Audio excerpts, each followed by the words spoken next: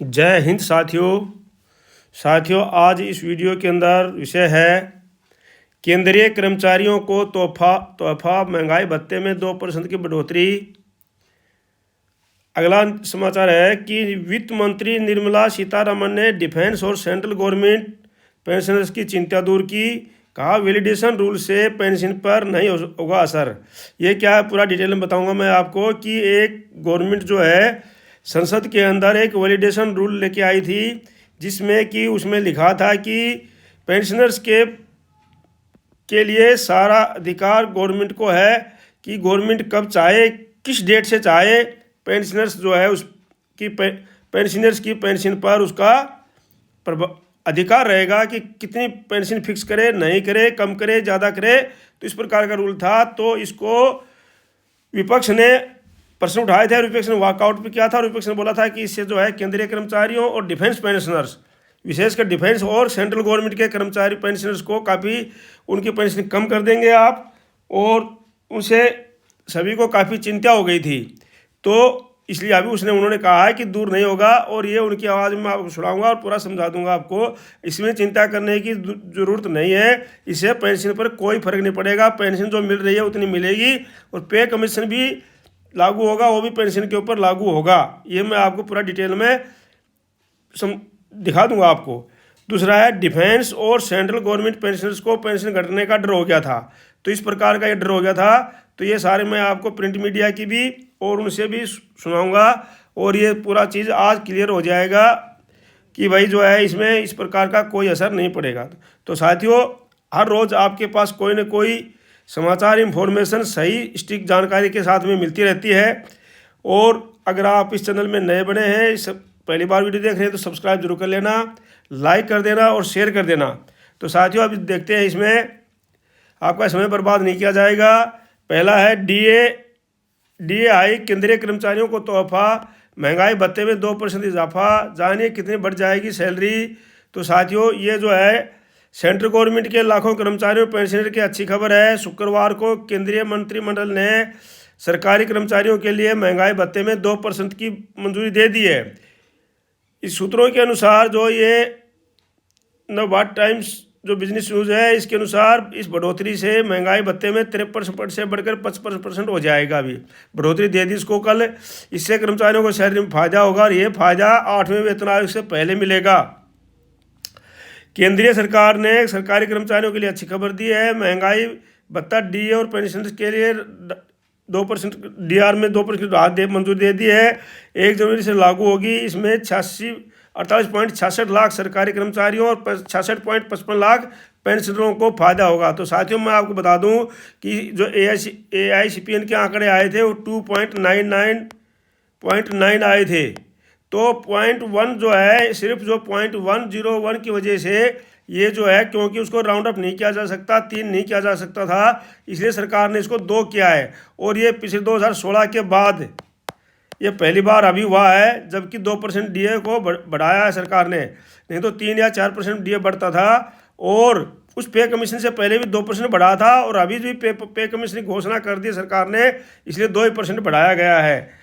तो साथियों इससे जो है ये कितना बढ़ेगा, आपकी सैलरी कितनी बढ़ेगी, इसमें टेबल बनाने की ज़रूरत नहीं है, क्योंकि 2% में सीधा का सीधा है। जितना आपकी मिल रही है उसको डबल करके 100 से डिवाइड कर दो, लास्ट वाला 2 फिगर काट दो, आपको पता लग जाएगा कि आपका कितना सैलरी बढ़ेगी। तो मान लो कि किसी को 30,000 मिल रही है, अभी पेंशन 30,000 पेंशन मिल रही है, तो इसको 2 से गुणा कर दिया तो ये हो गई 60,000। अब जैसे मैं आपको बता देता हूँ, ये 30,000 है, इसको इंटू 2 कर दिया, बराबर हो गई है 60,000। और 60,000 के जो है लास्ट वाले 2 काट दिया तो 600 रुपया महीना बढ़ गया। जिसको 31,000 बढ़ रही है तो उसको 2 से गुना करने पर या ऐसे करना है कि लास्ट वाले 2 फिगर काट करके सिर्फ डबल कर दो उसको बस, तो वो ऑटोमेटिक आपकी पर महीने बढ़ जाएगी। और उतने के 3 महीने, तो इसलिए टेबल बनाने की जरूरत नहीं है, सीधा हिसाब है। जिसको 35,000 मिल रही है, 35,000 मिल रही है, तो उसको लास्ट वाले 2 फिगर काट दो, 350 बच गया, 350 को 2 से गुना कर दिया, डबल कर दिया तो 750 आ गया, इतनी पर महीने बढ़ गया। तो ये सैलरी जो है आपकी बढ़ जाएगी, चाहे कितनी भी हो, चाहे 25,000 हो, 20,000 हो, 50,000 हो। जिसकी जो है उसको लास्ट वाले 2 फिगर काट करके 2 जीरो काट करके, क्योंकि वो परसेंटेज के लिए 2 काट करके सीधा उसको 2 से डबल करोगे तो उतनी आपकी पेंशन बढ़ जाएगी, सैलरी या पेंशन जो भी है। तो इस प्रकार से जो है ये बढ़ गया है। अब इसमें जो है सरकार के अनुसार महंगाई भत्ता और महंगाई राहत में बढ़ोतरी सरकारी खजाने पर ये 6,614.0 करोड़ रुपए का अतिरिक्त बोझ पड़ेगा। ये बदलाव इसलिए किया गया क्योंकि इनके दरों में साल में 2 बार बदलाव होता है। एक बदलाव आमतौर पर मार्च में और दूसरा दिवाली के पास होता है, ये उसमें दिया जाता है। इस महंगाई भत्ते में 2% की बढ़ोतरी हुई है। बढ़ोतरी औद्योगिक श्रमिकों के लिए उपभोक्ता मूल्य सूचकांक के आधार पर एनसीपी के आंकड़े के आधार पर ध्यान में रखकर किया जाता है, क्योंकि जो है नहीं तो पिछले साल अक्टूबर में 3 या 3% की बढ़ोतरी हुई थी। डी और डी आर में बदलाव 2 साल में ये बता दिया मैंने आपको, और ये जो है 2 साल में होता है, लेकिन ये शायद आखिरी बदलाव होगा क्योंकि इसके बाद आयोग अलग अलग दोनों नहीं, अभी एक बदलाव और आएगा इसमें, वो जो आएगा अभी जुलाई में। तो कर्मचारी संगठन ये भी चाहते हैं कि डी और डी आर को बेसिक सैलरी में मिला दिया जाए। उनका कहना है कि ऐसा करने से कर्मचारियों को ज़्यादा बढ़ जाएगा। तो इसीलिए नियम क्या थे, पहले 5वें वेतन आयोग के समय था कि जब डीए 50% से ज़्यादा हो जाएगा तो बेसिक सैलरी में मिला दिया जाएगा। सरकार ने 2004 में ऐसा किया, लेकिन 6ठे वेतन आयोग में और 7वें वेतन आयोग में ये नियम बंद कर दिया गया।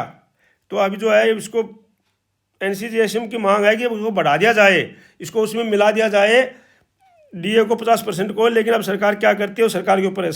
कर्मचारी संगठन चाहते हैं कि सरकार फिर से उसी नियम को लागू करे। उनका कहना है कि कर्मचारियों को बहुत फायदा होगा। कर्मचारी चाहते हैं कि रिपोर्ट लागू होने से पहले डी और डीआर को बेसिक सैलरी में मिला दिया जाए। तो साथियों ये था पहला समाचार। दूसरा समाचार है कि ये समाचार है कि निर्मला सीतारमण ने डिफेंस और सेंट्रल गवर्नमेंट पेंशन की चिंता को दूर किया है। कहा वैलिडेशन रूल से इस पेंशन पर असर नहीं होगा। तो ये साथियों देखो, वित्त मंत्री निर्मला सीतारमण ने 27 मार्च को राज्यसभा में कहा कि वैलिडेशन रूल की वजह से सिविल पेंशनर्स की मौजूदा पेंशन में किसी तरह का बदलाव नहीं आएगा। वैलिडेशन रूल का डिफेंस पेंशनर्स पर भी किसी तरह का असर पड़ने वाला नहीं है, क्योंकि वे दूसरे रूल्स के तहत आते हैं। तो ये स्पष्ट कर दिया उन्होंने कि डिफेंस पेंशनर तो आते ही दूसरे रूल में है, इस रूल में आते ही नहीं है, और सिविल पेंशनर्स के ऊपर भी किसी प्रकार का प्रभाव नहीं होगा, ये उन्होंने वादा दिला। सिविल पेंशनर तो इस रूल में आते हैं, लेकिन डिफेंस पेंशनर भी उन पर भी किसी प्रकार का नहीं होगा, तो कोई चिंता करने की जरूरत नहीं है, बताया है। वित्त मंत्री निर्मला सीतारमण ने 27 मार्च को डिफेंस और सेंट्रल गवर्नमेंट के पेंशन की चिंता दूर करने का उन्होंने कहा वैलिडेशन पेंशन को कोई असर नहीं पड़ेगा। पेंशन पैरिटी के जनवरी 2016 से पहले रिटायर्ड सेंट्रल गवर्नमेंट के सभी एम्प्लॉयज़ को उतनी पेंशन मिल रही है जितनी 2016 के बाद में मिल रही है 2016 के बाद में। डिफेंस और सेंट्रल गवर्नमेंट के पेंशनर्स को घटने का डर हो गया था कि डिफेंस और सेंट्रल गवर्नमेंट के जो पेंशनर थे उनको पेंशन घटने का डर हो गया था। क्या था ये, लोकसभा ने फाइनेंस बिल, ये लोकसभा में पास किया था बिल, ये फाइनेंस बिल 2025 के हिस्से के रूप में सेंट्रल पे commission rules for consolidated fund of India से पेंशन लायबिलिटी पर खर्च के सिद्धांत से जुड़े वैलिडेशन के कानून को 25 मार्च को पारित कर दिया था। वैलिडेशन से जुड़े इस कानून की वजह से डिफेंस और सेंट्रल गवर्नमेंट पेंशनर्स को अपने पेंशन को चिंता हो गई थी। उन्हें लग रहा था कि इसके चलते उनकी पेंशन घट सकती है। तो क्योंकि जो है इसके लिए काफ़ी जो विपक्ष ने काफ़ी मुद्दा उठाया था कि वास्तव में, और समझाया था, और मीडिया में भी आया था, प्रिंट मीडिया में भी, सोशल मीडिया में भी, कि इससे जो है पेंशनर्स की पेंशन घट जाएगी और जो 8वां वेतन आयोग मिलेगा उसमें भी पेंशनर्स को नहीं मिलेगा। तो इस प्रकार से चिंता हो गई थी। तो इस चिंता को दूर करने के लिए उन्होंने राज्यसभा में फिर से जो है इसका वो बताया है इसका कि भाई इससे उनको कोई फर्क नहीं पड़ने वाला है, इसमें उनको चिंता करने की ज़रूरत नहीं है। तो इस प्रकार का रूल जो है ये राज्यसभा में बताया है, ये मैं आपको सुनाऊंगा अभी। और वैलिडेशन रूल की वजह से पेंशन में किसी का बदलाव नहीं होगा, वही चीज़ है। वित्त मंत्री निर्मला सीतारमण मार्च को राज्यसभा में कहा वैलिडेशन रूल की वजह से सिविल पेंशन की मौजूदा में पेंशन किसी तरह का बदलाव नहीं आएगा। वैलिडेशन रूल का डिफेंस पेंशन पर किसी तरह का असर पड़ने वाला नहीं है, क्योंकि वो दूसरे रूल में आते हैं। तो और वैलिडेशन रूल वेतन आयोग की सिफारिशों पर आधारित है। और बोला उन्होंने बताया ये जो वैलिडेशन रूल लाए हैं हम, ये वेतन आयोग की सिफारिशों के ऊपर ही आधारित है, हम वैसे नहीं लेके आए हैं इसको। तो साथियों उन्होंने बताया है कि वैलिडेशन रूल जो है उसकी पेंशन पर आधारित है और हम इसको नहीं लेके आए हैं। मैं आपको इसको उनके सुनाऊंगा अभी, आप उनको सुन लीजिए। अब यूनियन नियम, अब जो है उन्होंने कहा कि मौजूदा रूल वैलिडेशन छठे सेंट्रल पे कमीशन सीपीसी की सिफारिशों को ध्यान में रखते हुए किया गया है। यह किसी पेंशन रूल्स और इंस्ट्रक्शन में किसी तरह का संशोधन नहीं है। उम्मीद है कि वित्त मंत्री के इस बारे में सफाई पेश करने के बाद डिफेंस और सेंट्रल गवर्नमेंट के पेंशनर्स को अपनी पेंशन को लेकर किसी तरह की चिंता नहीं रह जाएगी। अब यूनियन बजट 2025 की प्रक्रिया हो गई है पूरी। संसद ने 27 मार्च को फाइनेंस बिल 2025 को मंजूरी दे दी है। राज्यसभा ने इसे लोकसभा को वापस भेज दिया। लोकसभा पहले इसे 25 मार्च को पारित कर चुकी है। राज्यसभा से अप्रोप्रिएशन बिल 3 को भी वापस कर दिया है। इसके साथ ही 2025-26 के यूनियन बजट की प्रक्रिया पूरी हो गई। यूनियन बजट की प्रक्रिया 1 फरवरी को शुरू हुई थी। तो साथियों, ये था चीज़। और अभी जो है आप इसको सुन सकते हैं निर्मला सीतारमण से, उससे कि जो है निर्मला सीतारमण जी क्या कह रही हैं उनसे आप सुन सकते हैं।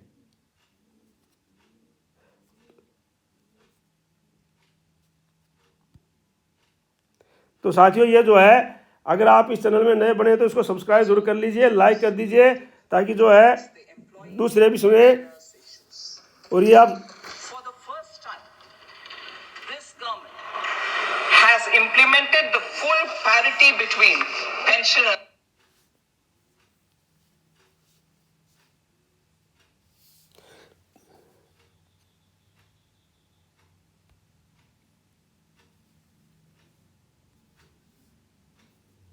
I take this opportunity to explain.